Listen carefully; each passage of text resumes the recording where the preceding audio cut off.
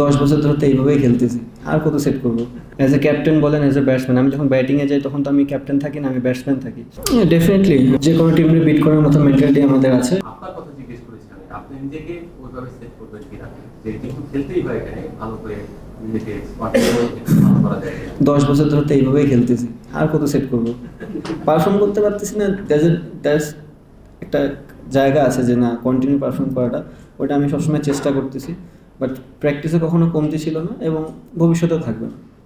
যেটা বলছিলাম, পাকিস্তানে গিয়ে তো সেটা মানে সবগুলো ম্যাচই হেরেছেন, তাদের সাথে আবার খেলবেন, বাট শ্রীলঙ্কার সাথে আপনারা যে পারফর্ম করে আসছেন, তো পার্সপেক্টিভটা একটু চেঞ্জ হয়ে গেছে কিনা, যে এই সিরিজ থেকে তারপরে মাঝখানে যে সময়টা হলো বুস্ট আপ হয়ে গেছে।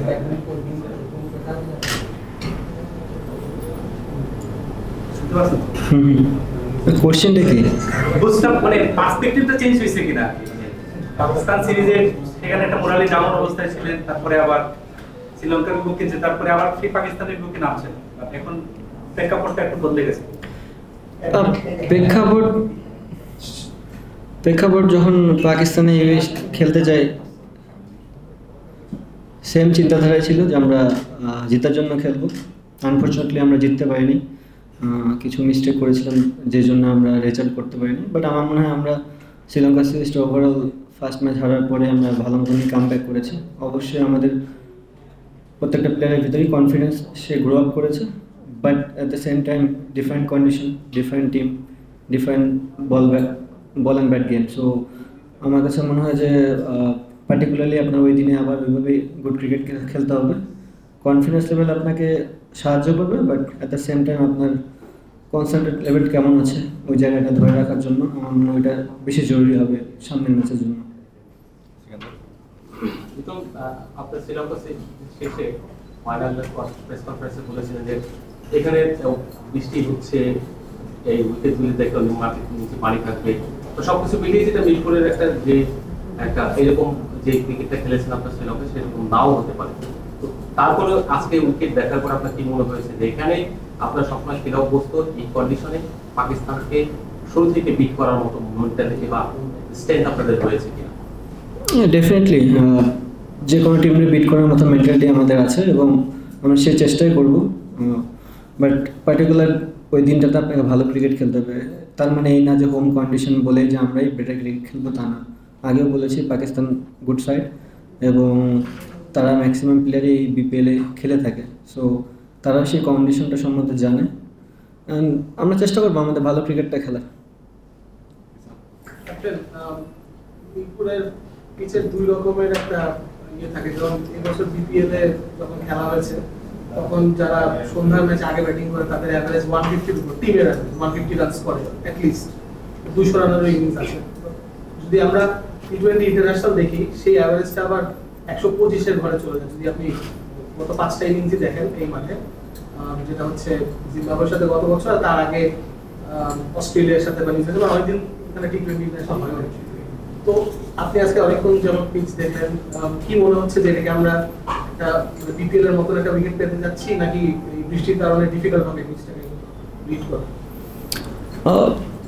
এখানে দুইটা ফ্যাক্ট যেটা আমার কাছে মনে হয় আমার ক্রিকেটের অভিজ্ঞতা থেকে, আমরা যখন বিপিএলটা খেলি একটা ইনিংস থাকে যেটাতে ডিউ পড়ার চান্স বেশি থাকে। সো এটা আপনারাও জানেন, যখন ডিউ পড়ে তখন ব্যাটিং করাটা ইজি হয়। আর বিপিএলে আমার মনে হয় না প্রত্যেকটা টিমে 5টা কোয়ালিটি অফ বোলার থাকে। সো যে কারণে আমরা 2-1টা বোলারকে ইউটিলাইজ করলে রানটা বেড়ে যায়। So but national team different জায়গা, আপনার প্রত্যেকটা টিমে 5-6টা ভালো কোয়ালিটি বোলার থাকে। সো আমার মনে হয় হাই স্কোরিং না হলেও খেলাটা জমবে খুব, আমার কাছে মনে হয় বোথ সাইডই ইভেন্ট থাকবে।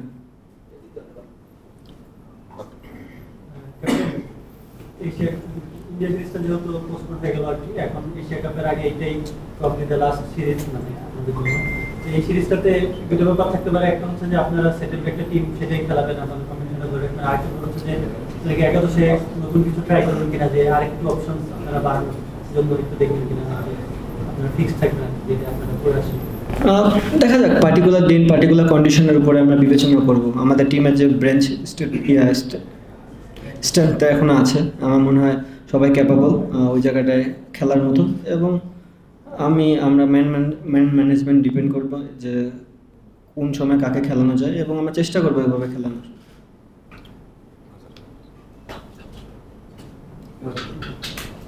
লিটন দাস, আপনি ভালো স্টার্ট পেয়েছেন, ওখানে ক্যাপ্টেন্সিও ভালো গেছে, মানে এর আগেও একবার কথা হচ্ছে যে হয়তো আপনার অনেক শেকি থাকলে বা সাবেকরাও বলেছেন যে হয়তো ক্যাপ্টেন্সি বা ব্যাটিং এর শেকি মনে হয়, বাট আপনি একটা মোমেন্টাম পেয়েছেন, হয়তো দুইটা সিরিজের আগে বললেন, অনেকে কোশ্চেন করেন যে আরও সিরিজ এবং পাকিস্তান সিরিজটা খারাপ গেছে।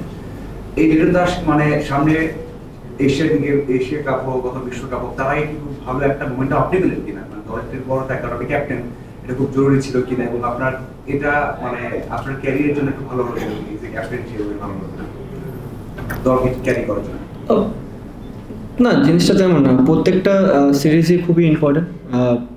অ্যাজ এ ক্যাপ্টেন বলেন, অ্যাজ এ ব্যাটসম্যান, আমি যখন ব্যাটিংয়ে যাই তখন তো আমি ক্যাপ্টেন থাকি না, আমি ব্যাটসম্যান থাকি। সো আমার কাজ রোল হচ্ছে ব্যাটিং করা এবং ব্যাটিংয়ে রান দেওয়া।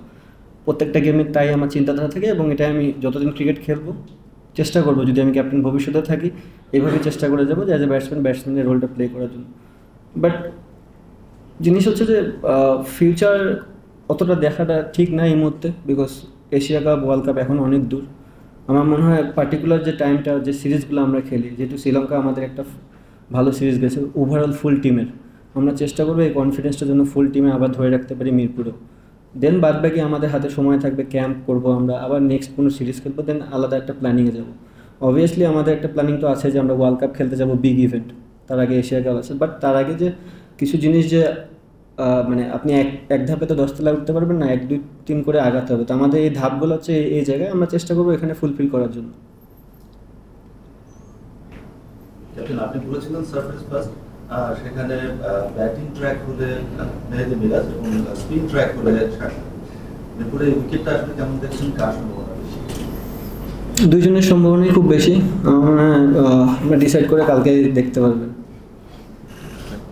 ভাই, আমার দুইটা প্রশ্ন। প্রথম প্রশ্ন হচ্ছে যে কোনো টি20 টিমে তানজিদ হাসান তামিম এবং শেখ মেহেদী কতখানি ভ্যালু অ্যাড করে? তারা দেখা যায় পাওয়ার প্লে খুবই রিস্কি জায়গা, তারা দুই জায়গাটায় দুই পজিশনে ভালো করে। তানজিদ হাসান তামিম আর শেখ মেহেদী পাওয়ার প্লে বোলিংটা খুব ভালো করেন, তানজিদ তামিম আর পাওয়ার প্লে ব্যাটিংটা খুব ভালো করেন। নো ডাউট, একটা ওপেনারকে আপনার তো ব্যাটিং ভালো করতেই হবে। শুধু তামিম না, আমার মনে হয় বাংলাদেশে যারাই ওপেনার আছে, ইমনও কিছুদিন ধরে ওপেন করতেছে, 2-1টা ম্যাচ খুবই ভালো ইনিংস খেলেছে, এবং ইনফ্যাক্ট তো ইউএর সাথে 100 মেরেছে, তো এটা বিগ অ্যাচিভমেন্ট। প্রত্যেকটা ওপেনার না, শুধু যে ব্যাটসম্যান যাবে তারই রোল হচ্ছে ইনিংসটা বড় করা এবং ইফেক্টিভ ইনিংস খেলা, টিমের জন্য কতটা ভাইটাল রোল প্লে করতে পারতেছে। আর শেখ মেহেদির বিষয়টা সেটা আমরা জানি যে ও কতখানি ক্যাপেবল বলার, আর এটা ও অনেক আগেও প্রুভ করেছে, এখানে কোনো কিছু প্রুভ করার নেই। বাট আমি আগেও বলেছি যে আমরা টিম কমিউনিকেশনের ব্যাটসম্যান, টিম যেটা ফার্স্ট মনে করবে যে প্লেয়ারটাকে আমাদের দরকার, আমরা তারই খেলাবো।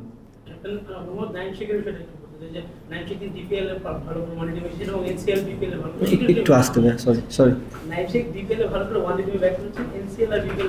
ভালো করে টি20 ব্যাক করেছেন, কিন্তু ওয়ান ডে রিপোর্টে বেঞ্চে ছিলেন, সেটা আপনার টিম না, আপনি ক্যাপ্টেন না।